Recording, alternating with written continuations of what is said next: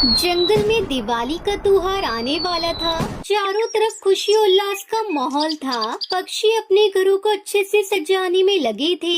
इस बार टुनटुनी चिड़िया ने ठान लिया कि वो अपने दोस्तों के साथ मिलकर दिवाली का जश्न मनाएगी। टुनटुनी बहुत चंचल और खुशमिजाज चिड़िया थी। उसने अपने घोंसले को रंग बिरंगे कागज और दियों से सजाने की योजना बनाई। अगर मैं अपने घोंसले को खूबसूरत बनाऊंगी तो मेरे सभी दोस्त दिवाली मनाने जरूर आएंगे। फिर टुनटुनी ने अपने दोस्तों को बुलाने का काम शुरू किया। उसने तोता, कबूतर और बहुत से पक्षियों को आमंत्रित किया। सबने खुशी खुशी आने का वादा किया, लेकिन एक समस्या थी। कालू कौआ जो हमेशा किसी न किसी तरह से टुनटुनी की खुशियों में खलल डालता था, इस बार भी वो पीछे नहीं रहने वाला था। कालू कौआ टुनटुनी की योजना को सुनकर चिढ़ गया।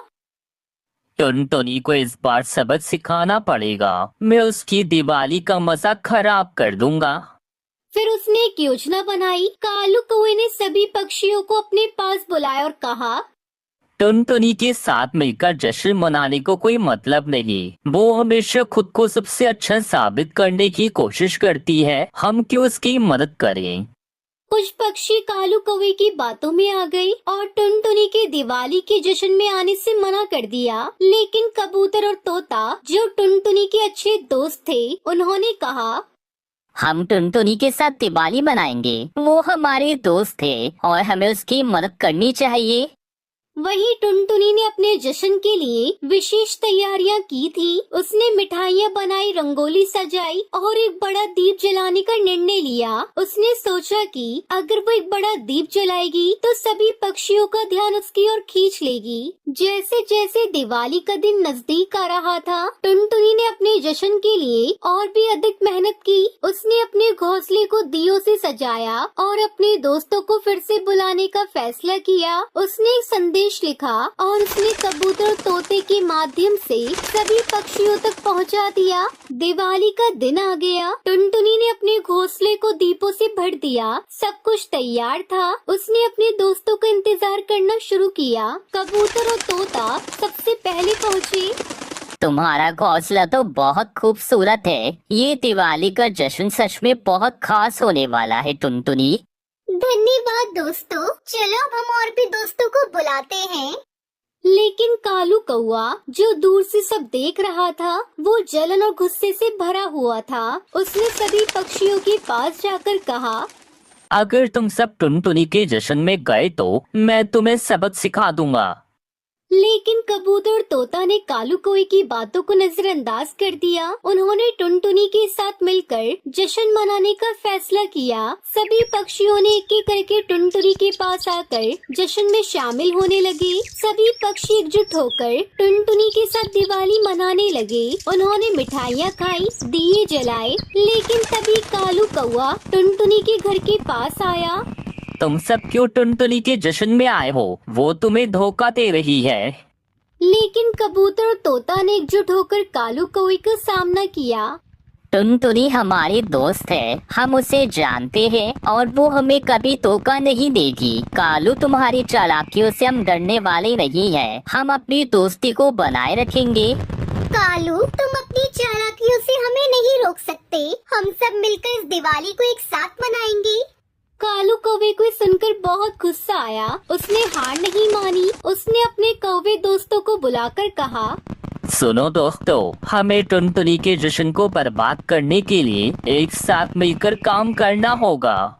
सभी कौवे उसकी बात से सहमत हो गए और उन्होंने टुनटुनी के जश्न को खत्म करने का फैसला किया। जब सभी पक्षी जश्न में व्यस्त थे, तब कालू को उसके दोस्तों ने अचानक आकर शोर मचाना शुरू कर दिया। उन्होंने मिठाइयों को बिखेर दिया और दियों को बुझा दिया। सभी पक्षी डर गए और उड़कर इधर उधर भागने लगे। लेकिन टुनटुनी ने हिम्मत नहीं हारी। डरो मत दोस्तों, हम मिलकर इस समस्या का सामना करेंगे। हमारी दोस्ती सबसे बड़ी है और हम मिलकर कालू कौवे को सबक सिखाएंगे। सभी पक्षियों ने टुनटुनी की बात को सुना और एकजुट होकर कालू कौवे का सामना करने का निश्चय किया। कालू, तुम हमारी दोस्ती को तोड़ नहीं सकते। हम सब मिलकर तुम्हारी चालाकियों का सामना करेंगे। तुम्हारी सारी चालें हमें नहीं रोक सकती। हम सब मिलकर इस दिवाली को मनाएंगे। पक्षियों को एक साथ देखकर कालू कौवा डर गया और वहाँ से भाग गया। फिर टुनटुनी उसके दोस्तों ने फिर से जश्न मनाना शुरू किया। उन्होंने मिलकर मिठाइयाँ बनाई, दीप जलाए और गीत गाए। हमारी मित्रता ही हमारी सबसे बड़ी ताकत है। आज की दिवाली हम सबके लिए बहुत खास है। इस दिवाली ने सभी पक्षियों को एक नई सीख दी। उन्होंने समझा कि मित्रता और एकता ही असली खुशी का स्रोत है। कालू कौवे ने भी महसूस किया कि अकेले रहने से उसे कोई खुशी नहीं मिलती। जैसे ही रात हुई, टुनटुनी उसके दोस्तों ने मिलकर आसमान में दिए जलाए और एक नई कहानी लिखी, मित्रता की, खुशी की और एकता की। कालू कौवे ने अपनी गलतियों से सीख ली और उसने भी अपने व्यवहार में बदलाव लाने का निर्णय लिया। टुनटुनी ने सभी को अपनी मित्रता का हाथ बढ़ाया और कहा, दोस्तों, आप सभी को हैप्पी दिवाली। इस प्रकार टुनटुनी चिड़िया ने दिवाली का त्योहार न केवल अपने जश्न के साथ मनाया, बल्कि अपने दोस्तों के साथ मिलकर एकता और मित्रता का संदेश भी फैलाया। हिमाचल नाम के गांव में टुनटुनी नाम की एक चिड़िया अपनी माँ टूनी और पिता टुन्नू चिड़ा के साथ रहती थी। टुनटुनी चिड़िया का परिवार बहुत गरीब था। उसके माता पिता मजदूरी का काम करते थे। बड़ी मुश्किलों से उनके घर का खर्चा जैसे तैसे निकाल पाते थे।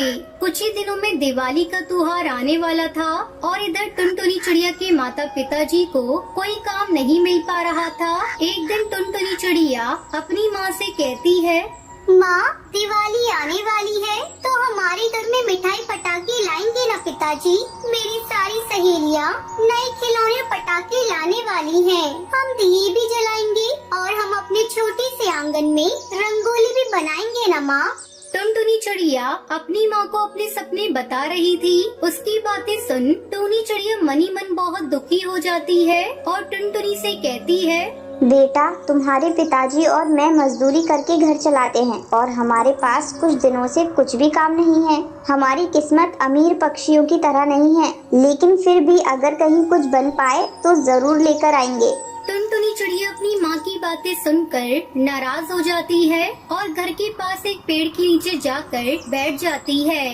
टुनटुनी चिड़िया को नाराज देख टूनी चिड़िया की आंखों में आंसू आ जाते हैं। अब टूनी चिड़िया अपने घर के काम में लग जाती है। दिवाली आने में कुछ ही दिन बाकी थे। उसी में टुनटुनी चिड़िया उदास होकर एक नदी के किनारे पर बैठी थी। उसी समय दो चिड़िया टुनटुनी चिड़िया के पास खेलते हुए आई। तुम यहाँ अकेले क्यों बैठी हो? तुम चाहो तो हमारे साथ खेल सकती हो।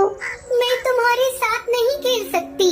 मैं गरीब परिवार से हूँ और तुम तो अमीर परिवार से लगती हो।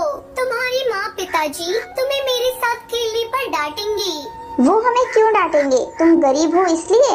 ऐसा कुछ भी नहीं है। गरीब पक्षी भी चाहे तो मेहनत करके पैसा कमाकर अमीर हो सकता है। पिंकी चिड़िया और बुलबुल टुनटुनी चिड़िया से दोस्ती कर लेती है। खेल खेलने के बाद बुलबुल टुनटुनी चिड़िया को अपने घर दिवाली पर आने के लिए कहती है।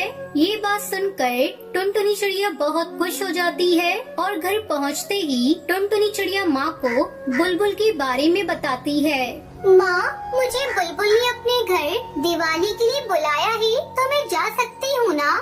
बेटा, हम गरीब पक्षी हैं। बुलबुल की माँ और पिताजी को तुम्हारा वहाँ जाना बिल्कुल पसंद नहीं आएगा।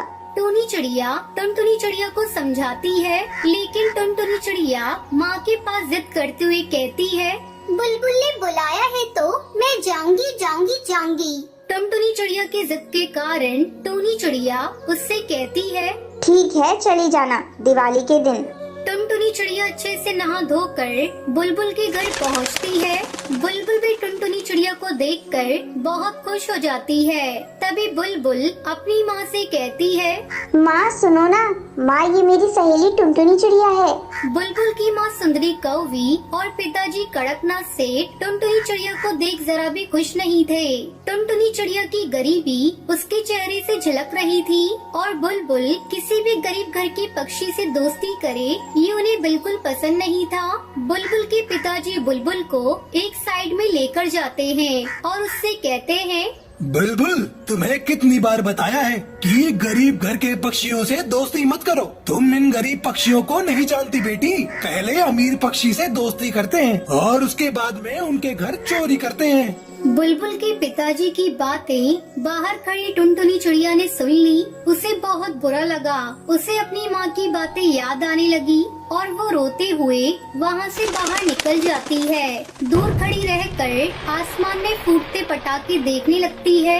इधर बुलबुल भी कड़कनाथ सेठ के सामने कुछ नहीं बोल पाती और बाहर आकर पटाखे फोड़ने लगती है। टुनटुनी चिड़िया दूर खड़ी रहकर बुलबुल को देख रही थी और तभी बाहर से एक रॉकेट आकर बुलबुल के पीछे गिर जाता है। बुलबुल उसके पास ही खड़ी थी। टुनटुनी चिड़िया ने झट से बुलबुल को वहाँ से हटाया। बुलबुल को वहाँ से हटाते ही जोर जोर से पटाखे फूटने की आवाजें हुई। आवाज सुनकर सभी पक्षी बाहर आ जाते हैं। पटाखे फूटने से टुनटुनी चिड़िया के पैरों में और चेहरे पर चोट आई थी। ये देख बुलबुल टुनटुनी चिड़िया से कुछ बोलती, तभी बुलबुल के पिता बुलबुल से कहते हैं, बुलबुल मेरी बच्ची, तुम्हें कुछ हुआ तो नहीं ना? पिताजी, आज अगर टुनटुनी चिड़िया न होती तो मुझे जरूर कुछ न कुछ होता। उसी ने मेरी जान बचाई है। बुलबुल के पिताजी टुनटुनी चिड़िया की ओर देखते हैं और उससे कहते हैं, टुनटुनी चिड़िया, मैंने तुमसे इतना भला बुरा कहा और फिर भी तुमने बुलबुल की जान बचाई। बुलबुल मेरी दोस्त है, उसे बचाना मेरा फर्ज है। तभी कड़कनाथ सेठ की नजर टुनटुनी चिड़िया के जख्मों पर जाती है। बेटी, तुम्हें कितनी चोट आई है? चलो अंदर चलो, मैं अभी डॉक्टर को बुलाता हूँ। बेटी टुनटुनी चिड़िया, मुझे माफ कर दो, मैंने तुम्हें गलत समझा।